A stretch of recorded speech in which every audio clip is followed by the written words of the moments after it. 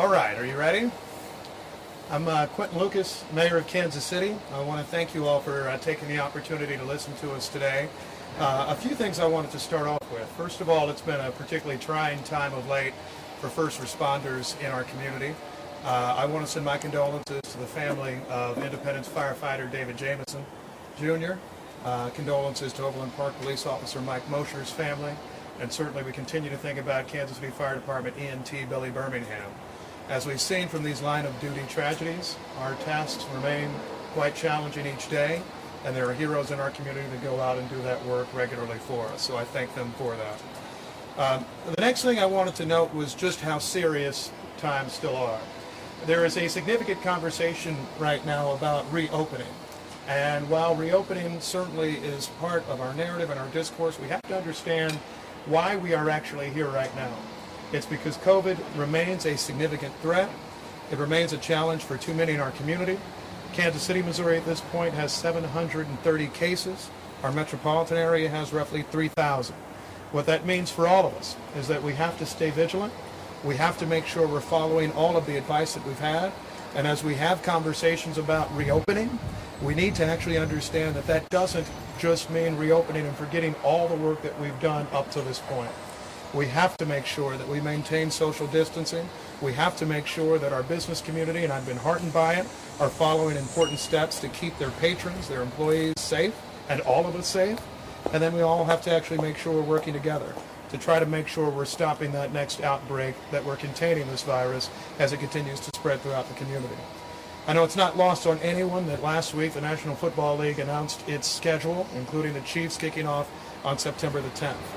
What I would say to anyone, and I'm a big Chiefs fan myself, the way we actually get to that point of an NFL season, a full Arrowhead Stadium, right, full events, full activities, is if we get it right now. If we're stopping the spread of COVID-19 now, if we're stopping the spread. So that's why we have to make sure that we are still strict now. That's why we have to make sure that we're working our best to get it right. Now, I'll just briefly note, when we had announced a change in our beginning of our soft opening on May the 6th, part of the reason for that was because we had had several weeks of declines in cases, or at least a flatlining in our number of cases. And we were proud of that progress throughout the month of April, largely. I think it's not lost on anyone that last week we saw a spike in some of our cases in Kansas City. That includes cases that were tied to the meat packing plant in St. Joseph. It includes cases tied to a nursing home or senior care facility in the Northland of Kansas City. And we also continue to be concerned by the outbreak at the Lansing Correctional Facility in Northeast Kansas, because as many of you know, this is all one area. People travel around them. I used to actually volunteer to teach at Lansing, and so we recognize that any outbreak in our region certainly can threaten all of us, so we need to work together to make sure we're maintaining this. So you may ask the question then, why do we feel confident now in having our order elapse on May the 15th? And how do we feel like we can have sufficient safeguards? A few things that help us on that. First of all, thus far, as we look to the spike from last week, many of the cases are tracked or related to a few of those larger outbreaks we've seen. The gravest threat that we see during this phase is if there is broad community spread and we don't know where those cases are coming from. Right now, we don't believe that to be the case in Kansas City. And so that's why we felt we could continue to proceed on our plan of a responsible, a somewhat soft reopening in Kansas City. Another part is that we continue to add more resources each day in Kansas City towards our operations to try to make our community safer. That includes paying for and funding more testing. I want to commend the City Council for once again allowing us to spend more money with more safety net hospitals in Kansas City and in the Kansas City area to make sure we're addressing testing issues. And we continue to do more work on tracing. As something as our Director of Public Health has mentioned a number of times, we do need more dollars to help address that. I continue to work with my friends across the street at the Jackson County Courthouse, my friends in Clay County, Platte, and Cass County. We need federal dollars that are on the streets in Kansas City to help address our testing and tracing issues. That's going to be vital for how we address this. And then I'll make a final point, which is that Kansas City doesn't live on an island. I recognize that my friends in Clay and Platte and Cass counties opened up largely May 4th with fewer restrictions than we probably will have even after this. Our friends on the Kansas side are opening up at different stages, and Jackson County is doing the same as well. We are going to make sure that as we reopen, though, in Kansas City, we're always looking at what is the best possible public health guidance we can provide. and we think the outlines that we're giving today connect to that. First, I'll note that all non-essential businesses in Kansas City, by and large, will be able to open as of May 15th. But that is subject to our 10-10-10 guidance. Again, that's a 10% capacity rule, 10 persons, and I should say, a recommendation that folks sign in if they're somewhere seated or if they touch equipment for a period longer than 10 minutes. I'm always asked questions about what is enforcement and that sort of thing. Look, we already have a busy police department. We have a very busy health department. So I recognize that much of what we do will relate to voluntary self-compliance. I also will note, as a lawyer myself and a lawyer who's worked in negligence cases before, there is a doctrine known as a standard of care. If government issues a regulation and then businesses just thwart them or don't follow them, and then there's a subsequent outbreak where lots of people get sick, I would think that business puts itself into some level of exposure for violating that standard of care in any given situation. That's part of why we give rules and mandates. That's to give a good guidance for conduct, even in situations where people won't follow it. But I'll also make this point. This is a floor, right? The law, rules, orders always set a floor for activity. What this does not mean is that because the stay-at-home order, as we knew it, will have expired, that everybody should just go out and have the biggest party and have the greatest time ever and just hang out with 200 of their best friends. We encourage you to continue to maintain those social distancing guidelines that you heard before. Indeed, our order still has a limit on gatherings of 10 people inside, or 10% of a capacity of a building, 50 persons outside subject to social distancing. We also note under those gathering guidelines, that's a gathering of any type. Whether you're going to a lecture, whether you're going to a religious ceremony, or anything under the sun, there are 10 inside or 10% inside and 50 persons outside. Gathering guideline remains the case. And then something that I know folks are also interested in is in connection with our restaurant guidelines. The way that we've done that was through good collaboration with our local business community, and I'll note I have several people here from the Greater Kansas City Restaurant Association, David Lopez and Bill Teal. They are here because I think in a way a reflection of the work that we had together. Every step of the way when we said we want to make sure that your patrons, that your employees are safe, they said we wish to make sure they are safe too. And so that's how we've come up with guidelines of the following. The first of which is that patrons who are exhibiting symptoms should not be allowed to dine, nor should those who are exhibiting symptoms be allowed to come to work. Our capacity limit will be removed and we'll go with a distancing requirement. The distancing requirement is 10 feet between tables and 6 feet between the backs of chairs. If you think about it, it makes some level of sense, right? You have a certain amount of space between the tables and then people sit somewhere closer. So 6 feet between the chairs. Bar seating is not permitted at this time. Buffet service is not permitted. All employees who are in the front of the house of the operation, i.e. who face and deal with customers, are required to wear face coverings, much like our rules as it relates to salons and other personal services. And frequent cleaning of surfaces that are steadily touched is required up to every 90 minutes.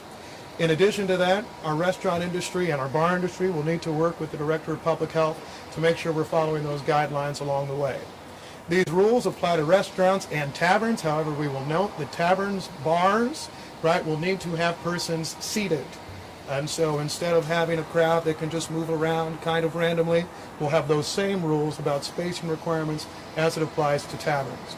We will also, through City Council, continue to do the work that we've already talked about in Westport and several other neighborhoods to try to open up more sidewalk and street opportunities so that you can have adequate social distancing. Our rules on distancing also pertain to outdoor seating, patio-style seating as well. So these rules will be consistent with the rules that we've seen in other areas, our salons and so many others. We're continuing to require social distancing. We continue to require masks. We continue to encourage everyone, in the event of an outbreak, to keep your appointments, to keep your reservations for 30 days, because that's how we can actually stop an outbreak. And the thing that I note once again is this. Our story of how we live with COVID-19, the story of the next several months, is how we can contain an outbreak. And the way that we contain an outbreak is through tracing, is through making sure that we're actually letting folks know if they're exposed. Through tracing, you're actually doing a favor for someone, because if there's an outbreak at your restaurant or your salon, you have the opportunity to call people and say you should get tested, you should quarantine, and so those folks know that they're not spreading it to a loved one, to a family member, or anyone else. And so we see containment is key. Good hygiene remains key, but also staying responsible remains key. That's why, although we have things opening, we encourage folks of all ages to be judicious on your trips out. We encourage folks of all ages to make sure that if you're going to work, right, first you don't, if you can still telework, but if you are going to work, you maintain that social distancing that's necessary. We also have a few things in our order that I will note for you in terms of essential or non-essential activities that will now become open. We're anticipating that even though schools have closed for the school year, that there will be questions as it relates to summer school and youth activities in the summertime. With this order, we're eliminating the prohibition on youth activities, eliminating the prohibition on daycare-related activities for non-essential workers, and so those activities can commence. Subject to a number of rules. 10-10-10 still applies. So 10% capacity, social distancing. We encourage those who have daycare facilities to keep children in groups of 10 throughout the entire day. And so that will be just one of the areas that will continue. We also continue to work with the Department of Parks and Recreation in connection with reopening any number of facilities. This order allows for dog parks to be open. This order allows for playgrounds to be open. The Department of Parks and Recreation is going to promulgate specific guidelines as to what reopening looks like, particularly as it pertains to activities with any number of people. We encourage you to note that in connection with your activities, right, you're still under these numbers rules, so gatherings greater than 50 persons outside with social distancing are not permitted. So with that, that is a look of what we're doing. I have to note, I think emphatically once again, today is not about just reopening and being past a moment. Instead, it actually just speaks to another phase for us. It speaks to the fact that while we are living with COVID-19, we're going to do the work to make sure that we have strict rules. I know there are many that have said 10-10-10 seems like in some way it's a significant and strict challenge. My answer to that is yes, it is, and that's intentional. We want to avoid crowds. We want to avoid crowded activities. We want to make sure we're being smart with reopening. As we all know, it's hard to close Pandora's box. And so what we want to make sure is that we give ourselves enough time looking at these sort of guidelines to then say, all right, have we continued to see a flattening of cases? Are we seeing a point where we can move to a new percentage capacity threshold, such as 25%, and then ultimately up to 50%? And that's the sort of work we're going to do, and that's how I believe we can responsibly reopen in Kansas City. Every case presents a challenge. Every case presents an opportunity for spread. It's my job, it's the health directors, to try to do as much limiting of that spread as we possibly can, while recognizing that society will become open, while recognizing that we live in a metropolitan area that has some areas that are open, more open than others, but while recognizing we need to do all that we can to contain the spread of COVID-19. With that, I'm happy to take any questions. I'll go, as always, left to right. Ms. Kite? Why the distancing requirements as opposed to a 10-10-10 capacity requirement?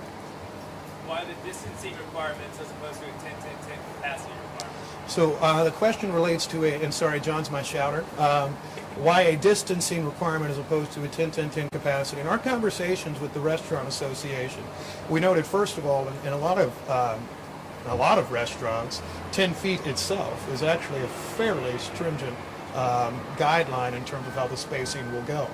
And so we saw that actually in that balance, both as a matter of public health, but also just when looking at their business operations, there are some restaurants, I shouldn't name them because I'm not here to advertise for folks, but a 10% capacity rule would actually be fairly significant and would allow a high number of people.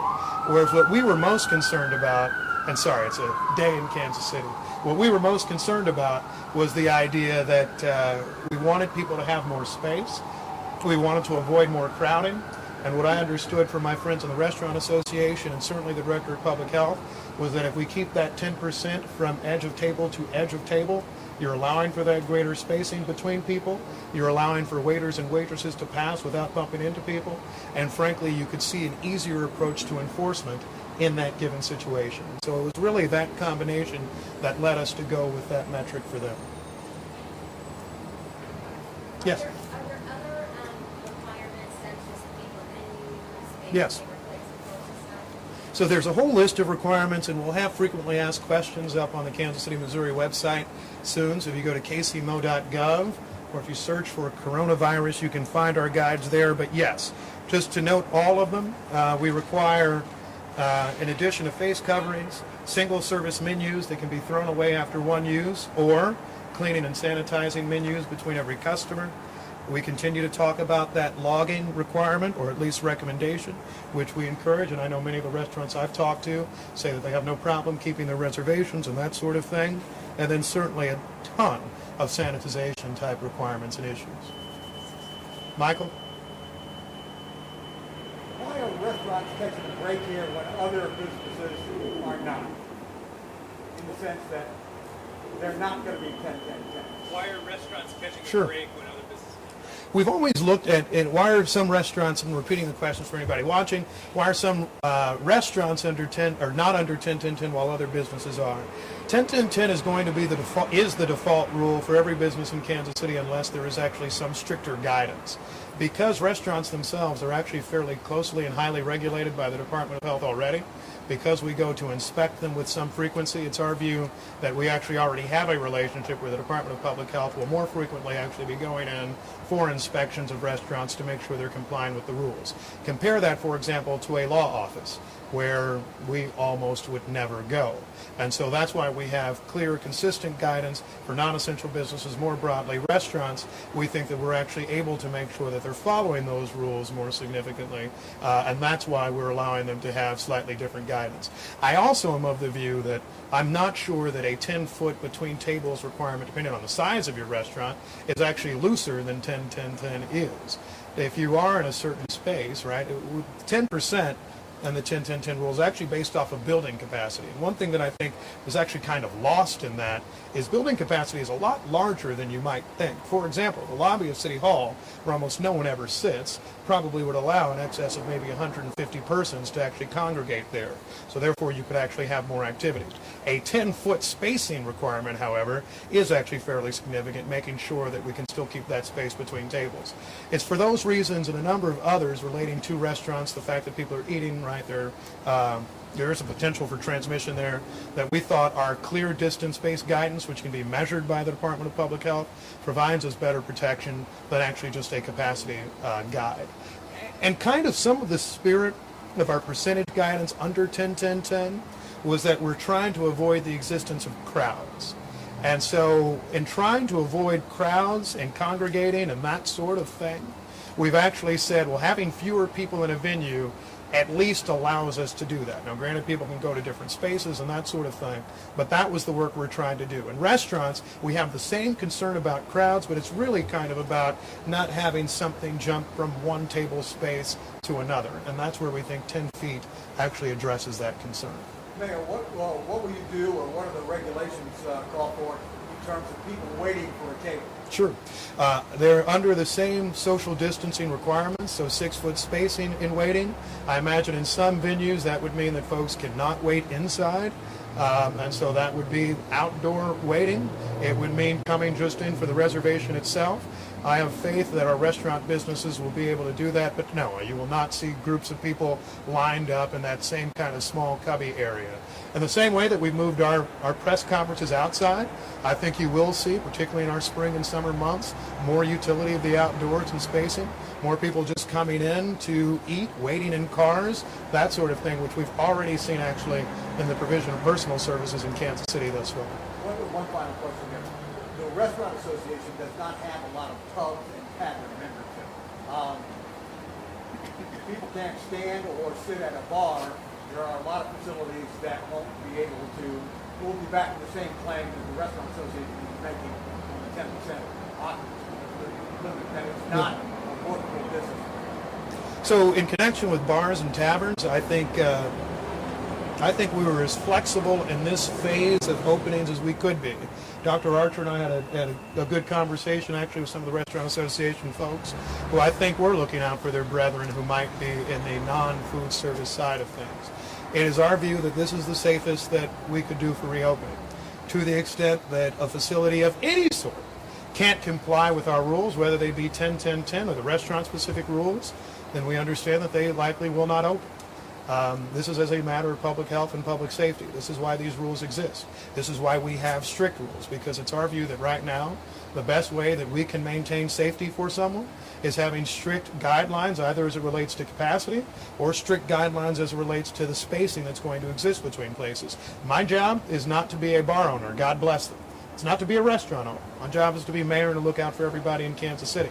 And so that's why we're actually sticking with these rules that our view is in the best interest of public health. One final question here, very briefly. So you anticipate, would you anticipate that not many bars open up under this? I have no idea what bars will look to do. I think that we've given them a template for reopening. I believe it's one that could work in the same way that restaurants are going to be tasked with reopening in a way that is very different than their business plan. As far as I know, I've never run a restaurant, but they don't necessarily love cutting out half the tables at their spaces. They don't love actually having any number of new guidelines, but I think they're willing to do it because they want to make sure their patrons and their employees are safe, and I commend them for doing that. I think that probably our bar and tavern owners would have the same view. Any questions for you? Okay. Good. Should establishments consider these hard rules like a mandate, or are these suggestions? No, I'll take this directly and then I'll take it more theoretically because my staff always gets mad. Are these mandates or are these recommendations? Almost everything is a mandate, and so as we have it written, if there is a shall or a must, right, then that is a mandate. Subject to an ordinance violation penalty, subject to closure by the Department of Public Health or the Department of Regulated Industries. Recommendations do exist in some areas of our guidelines. Those will always be your shoulds. But I will say this because it's just honest. Our whole thesis right now of how we're handling things is that we're not going to throw a bunch of people in jail. We're probably not going to throw anybody in jail, right? We aren't in the business of wanting to issue a lot of significant fines. What we want to make clear to people is that these guidelines should be followed first because you care about your fellow human beings in this community and being healthy and safe. But then next, because they are actually, I think, in some ways fairly reasonable steps that allow us to open later. What I would think a restaurant, for example, that let's say doesn't want to do 10-foot distancing and wants to do 5-foot distancing. One, they don't want to be closed down if people learn about it, but even more to the point, they don't want to be the restaurant that had a huge COVID-19 outbreak. In the same way they didn't want to be a restaurant that had some sort of spoiled food outbreak. And so I actually think self-responsibility will go a long way in connection with it. I don't believe that self-responsibility is everything. That might be where I disagree with maybe our state leadership and a few others. I think clear guidance, clear rules are helpful. But I also recognize that in a city of 505,000 people and a lot of different restaurants, Rex Archer doesn't have a staff of 3,000 people to go look at every restaurant every day. That's why I think it was important that we worked with local businesses and how we were promulgating these. But I think these guidelines, while the strictest in the region in many ways, are still ones that are workable for business. That's why we talked to the Greater Kansas City Restaurant Association about it. I think our 10-10-10 guidance, I actually disagree with some who may say they're not clear. I actually think it's very clear. If you get confused, just use 10 as your number. And if you walk into a space that seems like it has too many people, does it seem like that this is a large capacity? That's probably an issue that's a concern and a challenge. And frankly, I think capacity rules that we have in Kansas City, right, are actually what you've seen in a lot of our other counties, particularly on the Missouri side, where Governor Parsons' orders continue to have a capacity rule, at least as it relates to larger retail establishments and smaller ones. So I think that in many ways there has been much discussion about difference in viewpoints, among other things, of jurisdictions here. I think you do see some consistency. You see consistency in all of us trying to avoid large crowds. I think you're seeing consistency in all of us trying to make sure that social distancing is as respected as it could be. Some of us make it mandatory, others make it a recommendation.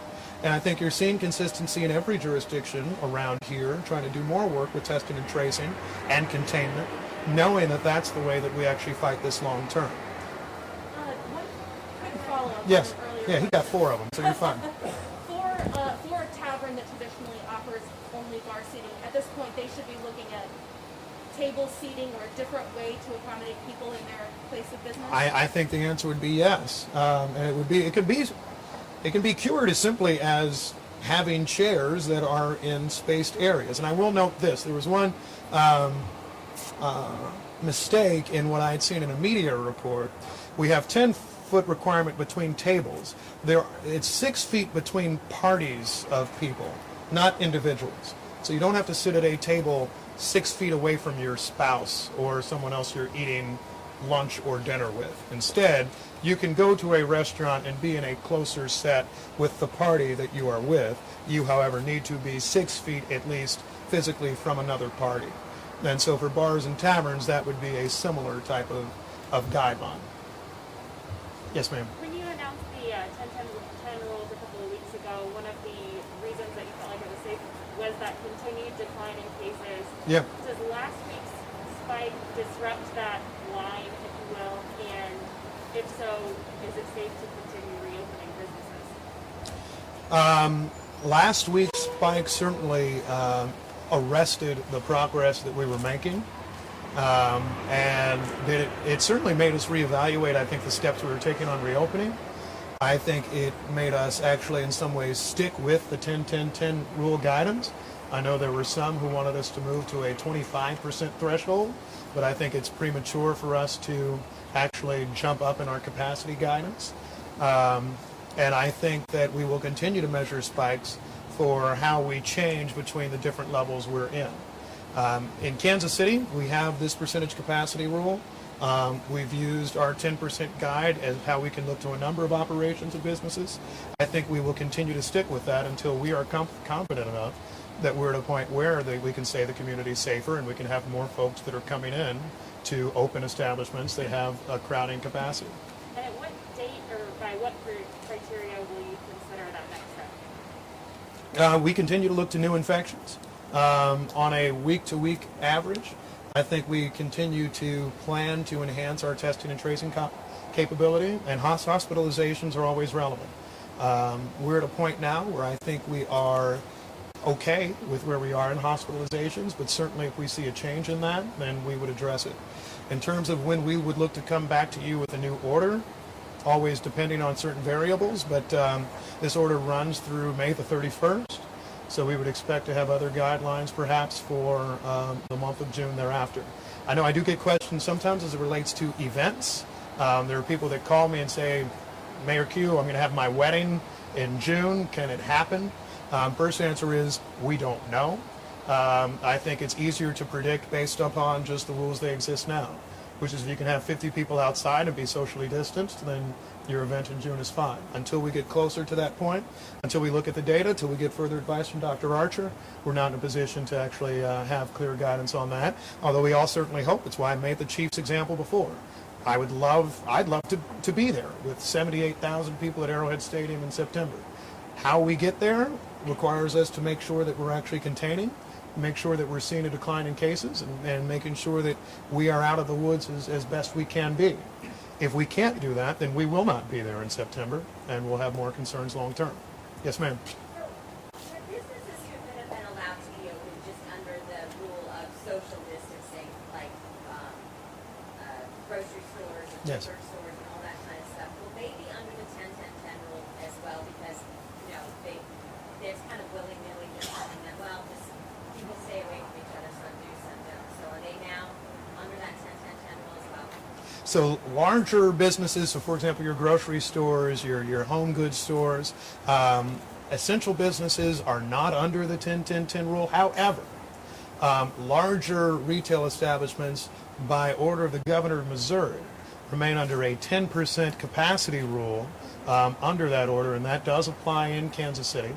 And a 25% capacity rule for somewhat smaller retail establishments. So actually, whether you're watching in Kansas City or Harrisonville or anywhere, right, you are still under that 10% capacity rule at those larger retail stores. I do know that many weekends people say, well, there were tons of people at Name Your Place. To the extent that those rules are being violated, you can also call 311, and they are supposed to be keeping track of those types of limits as well. So there really is actually the front 10 of the 10-10-10 rule for every retail establishment, large retail establishment in Kansas City. Mayor, do you envision any circumstance whatsoever where the police would be called the police would be called to enforce emergency orders? Unlikely. I think the way that we've done it before, and we had an example like this with a business in the Northland before, the question relates to whether the police will be called to enforce. The health department worked with that business. The health department continued to work with that business. Every now and then, if the health department needs assistance in the exercise of its own duties, then they'll call for support from the Kansas City, Missouri Police Department. But no, we've worked very hard to build up good relationships between the police department and our community.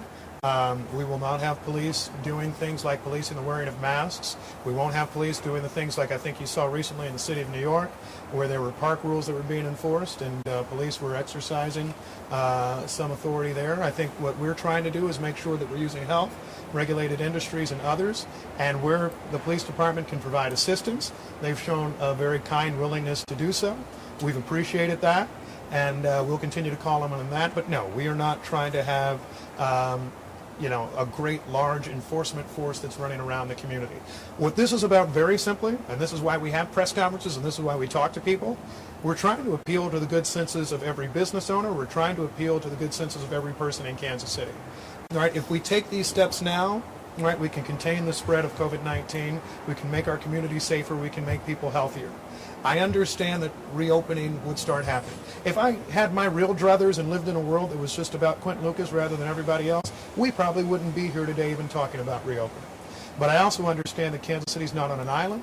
I also understand that there are businesses and others, and so we only create rules that are as necessary as possible to make sure that people stay safe, but where we can strike a good balance with public safety and our community being able to actually do what it needs Mayor, to do. what do you mean by we probably wouldn't be here today?